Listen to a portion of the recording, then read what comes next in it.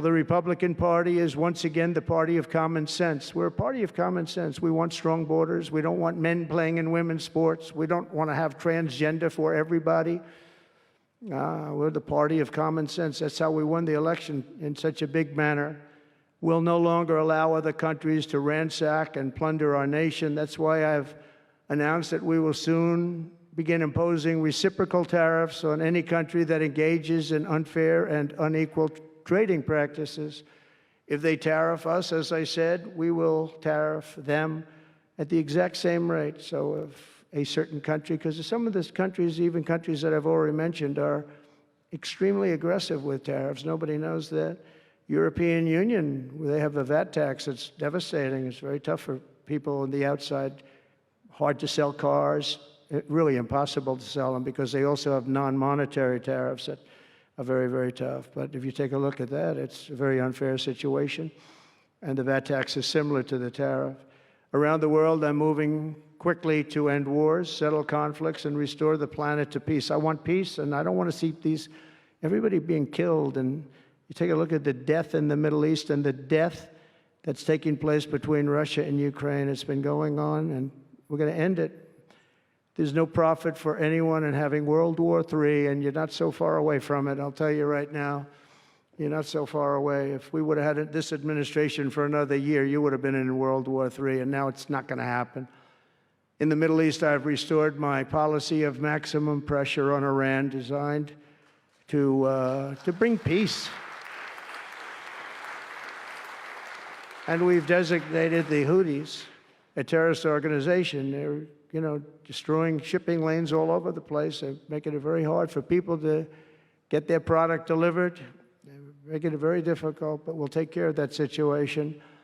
And we've secured a ceasefire in Gaza, and we're bringing in the hostages, and we're bringing them home to their families. Some of them are in pretty bad shape, I have to tell you. To end the horrible war in Ukraine, I've spoken with President Putin and President Zelensky, and our teams began negotiations this week in Saudi Arabia. I want to thank Saudi Arabia for that. That was so great. Yeah. And I want to thank, in particular, I mean, we have so many of the people, Yasser, Mohammed, all of the people, but in particular, we have to thank Crown Prince Mohammed bin Salman for hosting these historic talks. And talks that went very, very well. Steve was there, Steve Witkoff was there, and Michael was there, Michael Waltz and others, and they really went well. It's a big step. We got to get that war over with. You have to see the people that are dying. I look at the pictures, the satellite pictures of the field. It's a level field, and it looks like a modern-day version of Gettysburg, and you know what that means. It is just carnage. It's horrible. And, it's not American soldiers. It's not even soldiers from the Middle East in the case of Ukraine, Russia, but it's people, it's young people from Russia and Ukraine mostly that are just being decimated. It's flat fields. And a bullet goes, and a bullet only stops when it hits somebody. And the level of people being killed in that battle, soldiers, young soldiers, in some cases old soldiers, because they're running out of people. They're running out of soldiers, in one case. But think of it, a modestly successful comedian, President Zelensky, talked the United States of America into spending $350 billion to go into a war that basically couldn't be won, that never had to start and never would have started if I was president, not even a chance. And it didn't start for 4 years, never would have started. But a war that he, without the U.S. and Trump, will never be able to settle. They'll never settle that war without our involvement. That's why they did such a great job this weekend. That's why Saudi Arabia did such a great job this weekend in hosting. The United States has spent $200 billion more than Europe, and Europe's money is guaranteed. They get their money back. It's a form of a loan. Nobody knows that. I know that. I said, why isn't somebody saying, we do it the same way? And we spent much more money. We have to equalize, but while the United States gets nothing back, so they get their money back. It's a loan. We just give our money. And we had a deal based on rare earth and things, but they broke that deal. But they broke it 2 days ago. We had a deal because I said, we're spending $350 billion, and Europe gets their money back in the form of a loan, and we don't. We're just giving the money hand over fist. That's the Biden administration for you. But they're no longer dealing with the same United States as they were dealing with a few months ago. Why didn't crooked Joe Biden demand equalization, and that this war is far more important to Europe than it is to us, and that there's a very big, beautiful ocean, a separation? This is, we're helping Europe. We're trying to help Europe. On top of this, Zelensky admits that half of the money that we sent them is missing. They don't know where the money is. He said, well, we don't know where half of it is. That's great, wonderful. He refuses to have elections. It's low in the real Ukrainian polls. I mean, how can you be high with every city is being demolished?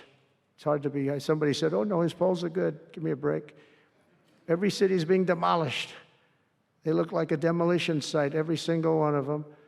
And the only thing he was really good at was playing Joe Biden like a fiddle. He played him like a fiddle. That's an expression we use, yes, sir, to say that he's pretty easy, pretty easy.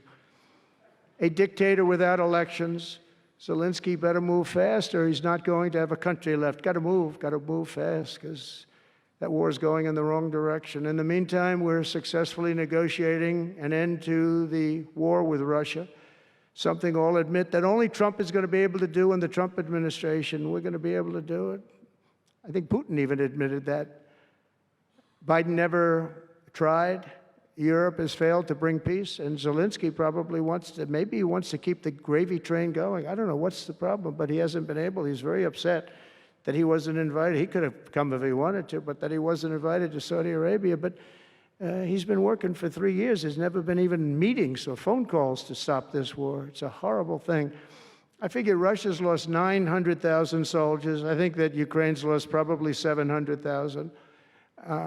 And it's a terrible thing. You'll see bodies and body parts all over the field, all over. We see them very accurately through satellites. I love Ukraine, but Zelensky has done a terrible job. His country is shattered, and millions of people have unnecessarily died. And you can't bring a war to an end if you don't talk to both sides. You got to talk. They haven't been talking for 3 years. So we hope to see a ceasefire soon and to reestablish stability in Europe and the Middle East. Thank you very much. And as I've said before, it's my hope that my greatest legacy will be as a peacemaker and a unifier. That would be a great legacy. So in conclusion, the golden age of America is upon us, and I'm inviting everyone here today and every citizen across our land to take part in the most extraordinary period of peace, prosperity, growth, innovation, wealth creation, and expansion the world has ever seen. We're on our way.